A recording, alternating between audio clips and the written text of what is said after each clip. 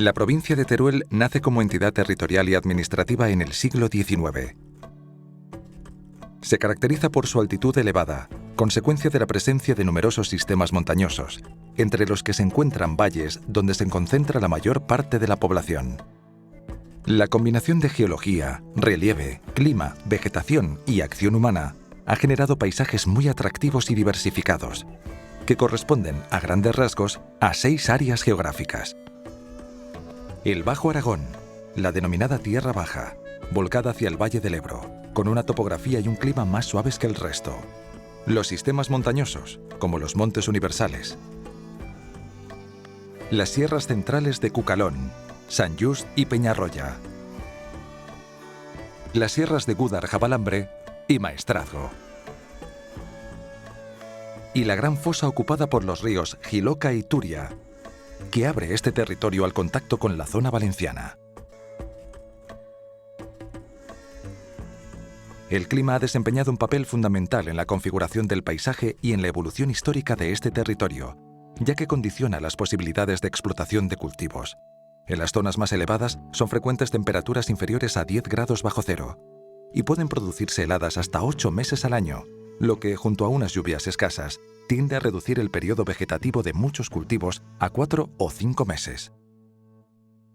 El déficit hídrico también es evidente en el interior de la provincia, donde las precipitaciones, a menudo en forma de tormentas veraniegas, oscilan en torno a los 400 y 500 litros por metro cuadrado, llegando a los 300 litros por metro cuadrado en el Bajo Aragón.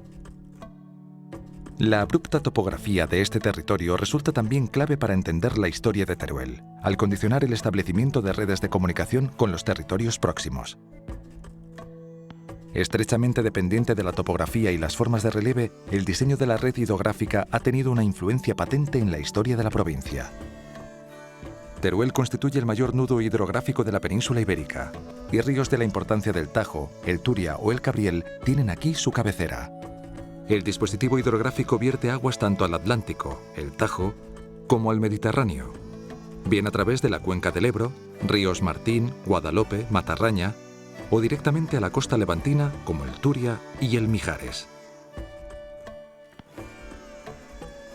El escaso caudal de estos ríos, junto a la ausencia de grandes llanuras aluviales, han limitado las posibilidades de desarrollar una agricultura de regadío a gran escala. Sin embargo, durante la Edad Media, sus secanos constituyeron una verdadera reserva de grano para grandes ciudades costeras como Valencia.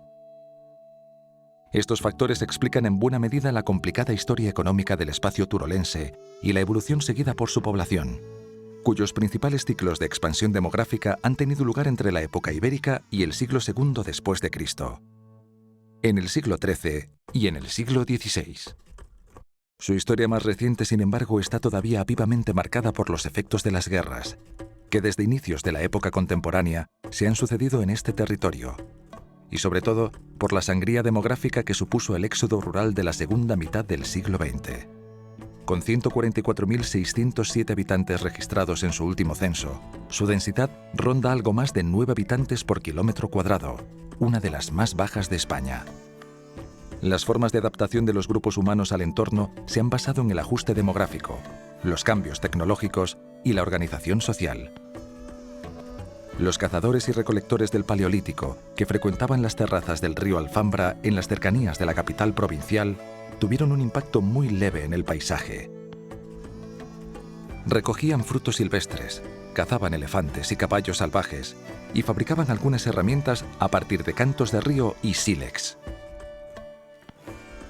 Con la implantación y desarrollo de las innovaciones neolíticas y fundamentalmente a lo largo de toda la edad de los metales, las comunidades explotan los recursos existentes, transformando el territorio mediante roturaciones, talas de bosques y creación de redes de comunicación. Este proceso se intensifica durante la etapa ibérica, mediante un fuerte crecimiento económico producto de la implantación de nuevos sistemas de cultivo y el desarrollo del comercio y de las manufacturas. En época romana desarrollaron modos más intensivos de explotación del medio.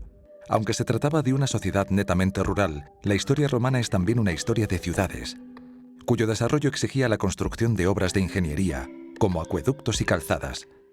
En estos centros urbanos florecieron mercados a los que llegaban bienes e ideas de todo el Mediterráneo, y también canalizaban los productos de este territorio, como el hierro de Sierra Menera, la lana, los cereales o el aceite obtenido en los olivares del Bajo Aragón. El comercio ha sido un potente agente de transformación del territorio.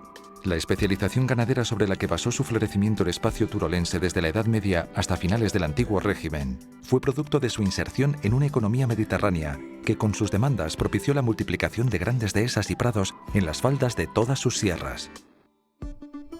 La crisis de la industria lanera de todo el Mediterráneo en la segunda mitad del siglo XVIII tuvo consecuencias muy negativas en Teruel, que prácticamente había estructurado su sistema económico en torno a la ganadería lanar. Con el desarrollo de la industria se produjo una demanda de combustibles fósiles y nuevas materias primas que utilizó la riqueza geológica de la provincia, con minas fundamentalmente de carbón y hierro, pero también de otros minerales como manganeso, azufre o arcillas, y que propició la llegada de población migrante de otros territorios y el desarrollo de núcleos urbanos vinculados a la nueva actividad, además de la completa inserción del territorio turolense en las dinámicas económicas del resto de España. La crisis de la economía rural frente al desarrollo industrial y de las ciudades provocó una fuerte migración campesina en los años 60, solo parcialmente matizada por la implantación en las últimas décadas de nuevos sistemas de explotación agraria o el desarrollo de actividades vinculadas al sector servicios, especialmente el turismo. Constatamos así que la evolución histórica de las comunidades, además de estar influida por las condiciones medioambientales, depende también de un complejo entramado de relaciones económicas, sociales, políticas y culturales. El Museo de Teruel es la memoria de todas estas transformaciones, de los procesos de adaptación, de las relaciones de poder, del lujo y de la pobreza, de guerras y de paz, de aciertos y desastres, de fiesta y de sufrimiento. Las colecciones expuestas en sus salas reflejan las distintas estrategias que adoptaron sus habitantes a lo largo de la historia para satisfacer las necesidades de procurarse alimento, vivienda y vestido. También reflejan la importancia del comercio, las diferencias sociales producto de una distribución desigual de la riqueza, las peculiaridades culturales y las distintas formas de organización política que desarrollaron grupos con lenguas, religiones y culturas muy diversas.